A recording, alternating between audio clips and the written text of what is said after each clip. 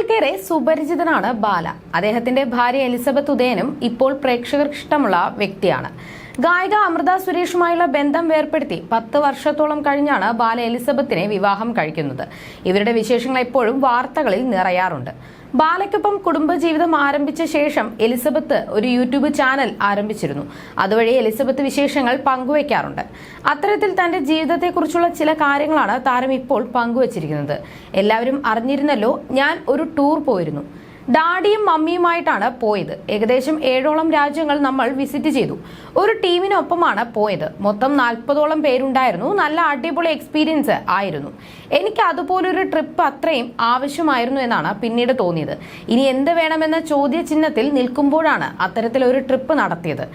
ജീവിതത്തിൽ ഇനി എന്ത് വേണമെന്ന് ഒന്നും അറിയാതെ നിന്നപ്പോഴാണ് അങ്ങനൊരു യാത്ര പോകാൻ പറ്റിയത്. ഇത്രയധികം രാജ്യങ്ങൾ കണ്ടപ്പോഴാണ് ഇനിയും കുറെ അധികം കാഴ്ചകൾ കാണാനുണ്ടെന്ന് മനസ്സിലായത്. മുൻപൊക്കെ ഒരുപാട് ആഗ്രഹങ്ങൾ ഉണ്ടായിരുന്നു. ഫാമിലി വേണം, കുഞ്ഞുങ്ങൾ വേണം, കുറെ ട്രിപ്പ് പോകണം, അവരുടെ പഠിപ്പ്, അവരുടെ ഒപ്പമുള്ള നിമിഷങ്ങൾ, അങ്ങനെ കുറെ കാര്യങ്ങൾ ഞാൻ പ്ലാൻ ചെയ്തു വെച്ചിരുന്നു. പിന്നെ ഒരു സമയത്ത് ഒരു ആഗ്രഹവും ഇല്ലാതെയായി. ആളുകളോട് കൂടുതൽ അടുക്കാനും അറ്റാച്ച്മെന്റ് വെക്കാനും ഒക്കെ പേടിയുണ്ടായിരുന്നു. ആ സമയത്താണ് ട്രിപ്പ് പോകുന്നത്. അതിലുണ്ടായിരുന്ന 40 പേരും എനിക്കൊരു കുടുംബം പോലെയാണ് തോന്നിയത്. ഇനിയും കുറെ ട്രിപ്പ് നടത്തണമെന്നും ഇനിയും കുറെ രാജ്യങ്ങളും അവിടുത്തെ കൾച്ചറും ഫുഡും എക്സ്പ്ലോർ ചെയ്യണം എന്നൊക്കെയുള്ള ആഗ്രഹങ്ങൾ ബാക്കിയാണ്. എന്തെങ്കിലും ഒരു ആഗ്രഹം ഉണ്ടെങ്കിൽ അല്ലേ നമുക്ക് ജീവിക്കാൻ പ്രചോദനമുണ്ടാകൂ. ഇപ്പോൾ അത്തരത്തിൽ കുറെ ആഗ്രഹങ്ങൾ എന്റെ ബക്കറ്റ് ലിസ്റ്റിൽ ഇടം പിടിച്ചിട്ടുണ്ട്. അതിന് തുടക്കം കുറിച്ചതാണ് ഈ യാത്രയിലൂടെ. ഇനിയും ഒരുപാട് യാത്രകൾ ജീവിതത്തിൽ നടത്താൻ ബാക്കിയുണ്ട്. അങ്ങനെ എന്റെ ജീവിതത്തിൽ നല്ലൊരു കാര്യം നടന്നു. യാത്രകളുടെ വിശേഷങ്ങളെല്ലാം ഒരു വ്ലോഗായി പങ്കിടാനാണ് ആഗ്രഹിക്കുന്നത്. അത് ഓരോന്നായി തന്റെ ചാനലിലൂടെ വരുമെന്നും എലിസബത്ത് തന്റെ പുതിയ വീഡിയോയിൽ പറയുന്നു. അതേസമയം കുറച്ച് ദിവസങ്ങൾക്ക് മുൻപായിരുന്നു എലിസബത്തിന് നന്ദിയുമായി അമൃത എത്തിയത് വാർത്തകളിൽ നിറഞ്ഞു നിന്നിരുന്നത്. അമൃതയുടെ ആരാധികയാണ് എലിസബത്ത്. അമൃതയുടെ പുതിയ ഗാനം എത്ര വട്ടം കേട്ടു എന്ന് എലിസബത്തിനോട് ചോദിച്ചാൽ അത് സംശയമാകും. കാരണം എത്ര വട്ടം കേട്ടു എന്ന് തനിക്ക് തന്നെ അറിയില്ല എന്നാണ് എലിസബത്ത് പറയുന്നത്. വളരെ മനോഹരമായിരുന്നുവെന്നും താൻ എത്ര വട്ടം ഈ ഗാനം കേട്ടു എന്ന് അറിയില്ലെന്നുമാണ് എലിസബത്ത് പറഞ്ഞത്.